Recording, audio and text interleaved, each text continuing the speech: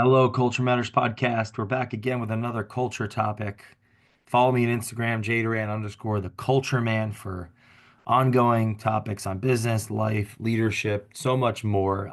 Today on the Culture Matters Podcast, I'm unpacking one of the topics, which was poor workplace culture costs U.S. businesses 223 billion. Apparently, according to the SHRM, or the Society for Human Resource Management, toxic workplace culture have resulted in employee turnover that cost businesses an estimated 223 billion over the last 5 years.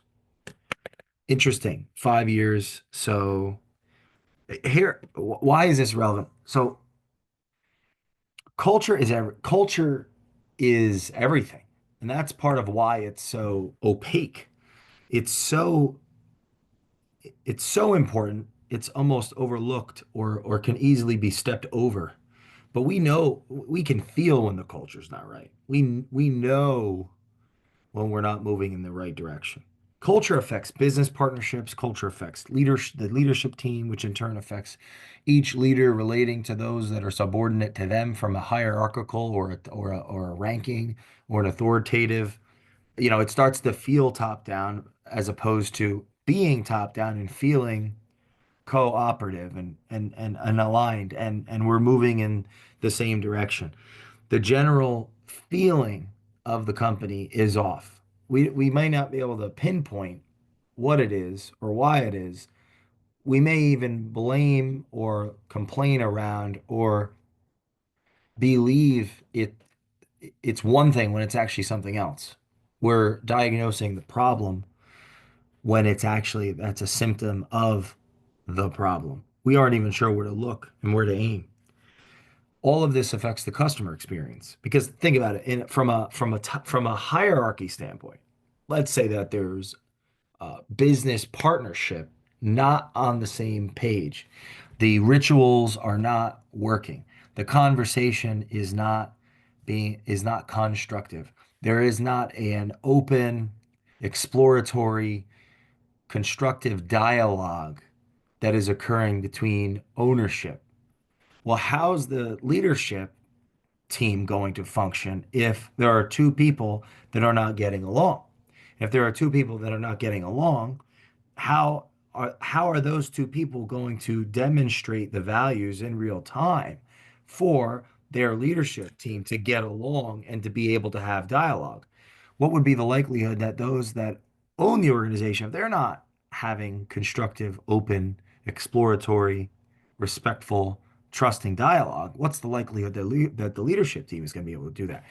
Well, it's unlikely. The leadership team is unlikely to be able to explore ideas without infighting, without competing against one another, because that permission to explore ideas comes from whoever is the authoritative leader within the group. They make it safe for people to speak up and to think and to explore ideas, and that's part of how problems that are we're reacting to are solved. Problems, and that's how strategy is articulated and vision is articulated and productivity is created and meaning.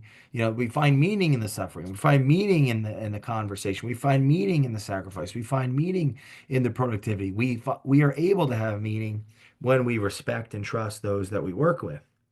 And when so this statistic about 223 billion has been lost in the last 5 years due to a toxic workplace. I mean, I've got a lot of questions around, how do you define toxic?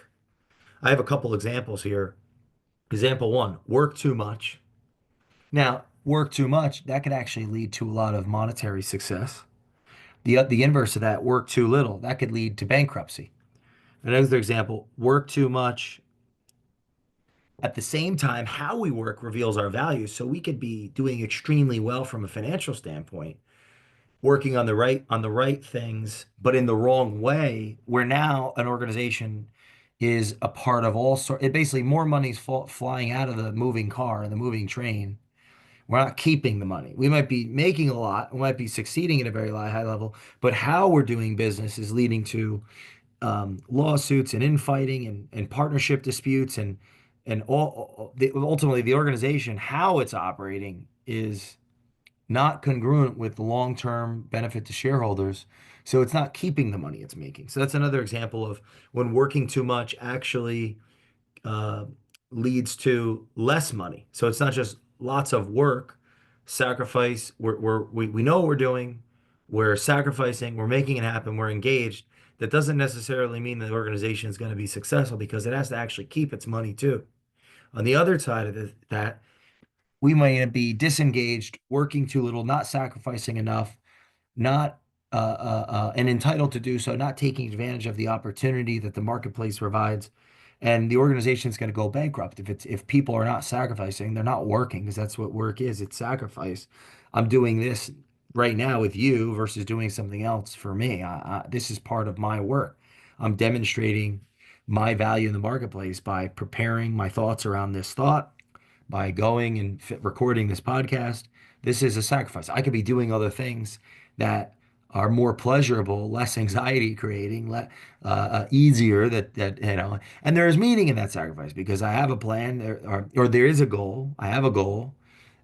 This is part of the plan to do this to get closer to that goal.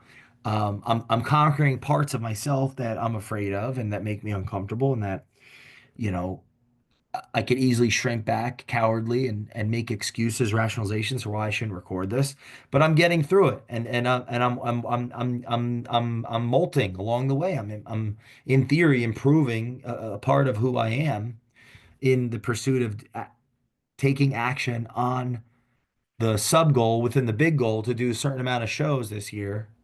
Right? There's a certain amount of shows that I'm going to do this year. There's a certain amount and then so this is a sub goal to do this show within that bigger goal. And I've got to sacrifice other things that I could be doing to do this, which is testing my character. I've also got to be able to do it in a way that um, is representative of the val of my competency. So if, there's a degree of preparedness, there's a degree of authenticity. And it's meaningful to be tested and triumph in it. Now, if I was afraid to do this, if I um, didn't have the support of our amazing team, if the the we were all rowing in the same direction, and it's not a perfect rowing, but if there wasn't respect and trust, it would be even more anxiety creating to do this. And shoot, I'm in the position of of a lot of responsibility because I founded the organization. So if that's anxiety creating for me, imagine how anxiety creating that is for somebody that's chosen to work with their spirit within the spirit of an organization. So those examples, I'll go back to, example one, we work too much, we make a lot of money because if we're really doing the right things and we're sacrificing, but that doesn't necessarily mean that that's not toxic. Yeah, because that's what do we even mean by toxic? I want to talk about that. Works too little, the company will go bankrupt. Works too much, a company could still not be making any money if depending on how it's working. All of it could be flying off the train. Um, So what's the happy medium and how does that actually get created? I think it starts with how engaged and aligned the leadership of the organization are and how their rituals are taking place. And of course, how their rituals take place has to do with the vision and the strategy and the competence and the actual purpose of the chief executive officer. They're the heart of the organization, how they beat, how they relate to the potential customers, to the customers, to the people. It sets the tone and the culture. You know, why would culture cost U.S. businesses 223 billion? How many businesses are in the U.S.? Let's just look that up. Because what does that actually mean? And 223 into 5 is 23 is 46 billion a year. How many businesses are in the US? The United States has approximately 32 million businesses with 99% of them being small businesses. So, is there a culture with a small business? Of course. Anywhere where there's more than one person is a culture. Outside of that would be character. I have my individual character, how I relate and how I relate to in words and thoughts and actions to another reveals our culture, the set of values and beliefs that are congruent with each other's individuality and are aligned. And they're not our values aren't going to be perfectly aligned because we're different people, and it's how we communicate with one another and work alongside one another that will have a relationship with how the culture feels. Like, are we, and it doesn't, this is the thing, it doesn't have to be perfect, and I don't think it can be perfect. And people are going to leave organizations, and that's a natural part of culture. That's a natural part of life. People are going to leave countries that they don't identify with, and they're going to go to other countries. Open borders, to one degree or another. So the United States has approximately 33.2 million businesses, 99.9% of them being small businesses. Small businesses are defined as businesses with fewer than 500 employees. So there's even a culture there, obviously. But 33 million. I'd like to know how many businesses would pull. So how many businesses make over a million, fewer than 5%? That's so interesting. 5% of 33 million is, so it's 30, wait, 10% would be 3.3 million. So 1,650,000. Um, Interesting. How much money is that actually? 46 billion. Well, if you put it into all those millions, it doesn't seem to be that much, but like any deviation, I would make the argument that if culture is people, people are the ones that are providing the goods and services to the customer. And when an organization loses sight of why it exists, which is to solve a customer's problem, and it can lose sight of that for a variety of reasons. The ownership, they've retired before the company was sold.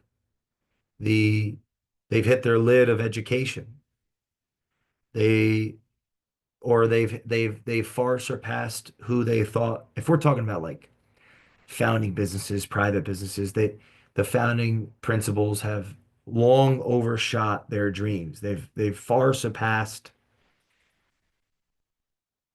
who they thought they needed to be, and at the cost of family, at the cost of interpersonal relationships. It's a great sacrifice to serve customers and to build an organization. It comes with a great sacrifice. And I haven't found anyone or any literature that figured out how to, crack the code of balance. I don't think it's a balanced thing to start a business and to not fail. It's a imbalanced trade. It's a sacrifice, and there's great reward and great responsibility that comes with it. So, in the growth of companies, the culture can get wonky because the leadership changes, the ownership structures change, products go out of um, business in the sense that they're not nearly as useful to customers as they once were. The company has to constantly be reinventing itself, just like a person has to reinvent itself. And not all people reinvent themselves. Do you listening? Do you have, 20 years of experience or 1 year of experience, 20 years over, or 3 years of experience, 6.67 times over? Like, it's hard to reinvent ourselves. It takes a lot. I don't, what's the formula for that? Well, according to 30 Days of Thought, it's read, think, write to develop, listen to hear what is unsaid, and speak to let go. That's some of the formula of reinventing ourselves, of an education. But how does an organization reinvent itself? Well, there's certain things that have to happen for it to reinvent itself. It has to be able to speak to itself. It has to be able to think about itself and the world. And as the world becomes more flat, there's more and more that the world is asking companies to do. You know, and this just creates all sorts of stress in our culture today. When politics and culture seep into businesses, it asks companies to do things that they may not know how to do or they may not be able to do? And these are bigger questions. So, what does this even mean? How are we losing money? We're losing money from culture in opportunity cost because we've got to cooperate with one another in our business to compete in the marketplace. We're losing money in their sense of talent. Great talent in a culture, in a closed society, leaves that culture. Great talent in an open or perpetually reopening society grows and develops upward mobility and continues to flourish inside of that economy, inside of that business, inside of that country. So talent stays and it matures and it becomes better and better and goes from talent to wisdom in that maturity and development. So losing talent is extremely costly and is going to happen as a consequence of the culture not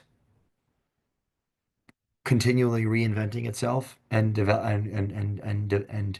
like there's nothing more detrimental to talent than hypocrisy from those in positions of authority, those that are running the organization. We want to lower hypocrisy and increase congruence. So we lose talent, margins. I mean, the efficiency of, I said it earlier, when the ownership isn't getting along and the leadership team's not getting along and each leader leading their sub teams aren't getting, they're going to model those behaviors. And then now the people are relating to the customer in negative ways. The people that stay are the ones that are modeling that negative behavior. The ones that leave are the ones that wouldn't model that behavior. But they don't respect the organization. They respect themselves. They respect their customers. They're just now in silos. So the talent's siloed. Eventually, they're going to leave the country. They're going to leave the company because they're better than they've outgrown the company. As an individual, their values are more congruent than the company's identity. And we need to promote those types of people that are responsible and self-aware and competent and bought in, not disenfranchise them. And a closed culture won't do that. Maybe that's what they mean by toxic, but that can be used, the word toxic can be used in all sorts of ways and in different contexts that I'm not going to get into on this podcast. Because anyway, so what does it even mean to lose money around culture? Return on labor. What, being productive, we're producing, we're sacrificing our time and space, we're investing our intellectual property and our labor in outcomes that are going to have returns beyond our labor and outcomes. And a disengaged person is going to produce less. It's the more engaged I am, the more I'm going to produce. As the founder of Culture Matters, the more engaged I am with the vision and the more I'm able to respond to uh, what I've said I'm going to do, that takes a degree of responsibility to be my actions be congruent with my words. So if I say I'm going to do this, I'm doing this. Well, did I do it or did I not do it? If I didn't do it, there's a cost, reputation, results, trust, respect for myself and others that are seeing me, that are holding me to account. If I do what I say I'm going to do, and what I say I'm going to do is rooted in, it's based off vision, but also strategy. There's reason behind it. There's concepts behind it, at which it's going to be an imperfect plan because we don't know what the future brings, and that's where having smart people and equivalently competent people in their domains as a team develops, the complementarity of the team helps aim that target in more straighter, then the return on the sacrifice is going to be greater. If I'm not even bought into my own business, I'm not doing what I need to do. I'm not sacrificing my time and space. That's going to negatively impact the culture because where are we going and why are we going there and how are we going there? Now, that's a small business. When a company becomes a giant a giant country, it's corporation, um, becomes even more complex. It becomes, well, a different type of complex. Large corporations to someone that's very motivated and massively responsible can become, that's able to discipline themselves can be amazing mediums of wealth generation and education experience and so on. And but some of us don't like being told what to do. Maybe that's not what we need. Maybe we need to be told what to do for a long period of time.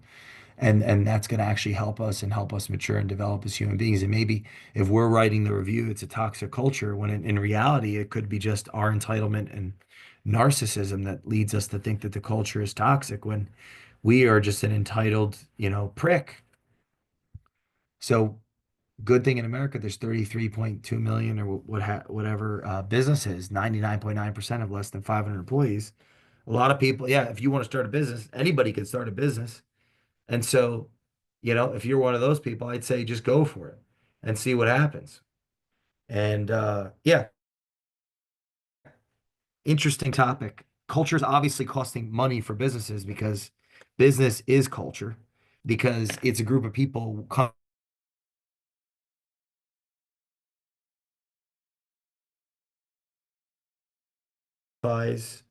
or there isn't. There's trust or there isn't. There are rich or there aren't. There's leadership. There are heroes that we admire and we want to pursue learning from them and with them. And we idealize our future selves and like the life that they've created for themselves, higher up the organization. Or there are people we don't admire and we don't foresee that. And then at the end of the day, some people are not destined to be employees of others. They are their destiny is wrapped up in their own vision, their own creation, and God bless them. And everybody has a path. I don't think it's a healthy thing in a culture or generally to say that one is one type of the employer is better than employee or the employee is better than the employer. They're different, and you know we could use less shame and more inspiration in our culture today as it relates to hard work, but not obsessive work, right? Progress, but not everything in a vacuum. Anyway, yeah, poor workplace. I think it costs a hell of a lot more than 223 billion because it's people that are making the mistakes at business and how we learn from them and how we move forward and how we reinvest. Those are all culture conversations because it's how the people move together and the world society is always challenging us to not stay a unified front because we all have different life experiences and different abilities and different talents and different perspectives that are going to challenge us to not be one team, to not be a team.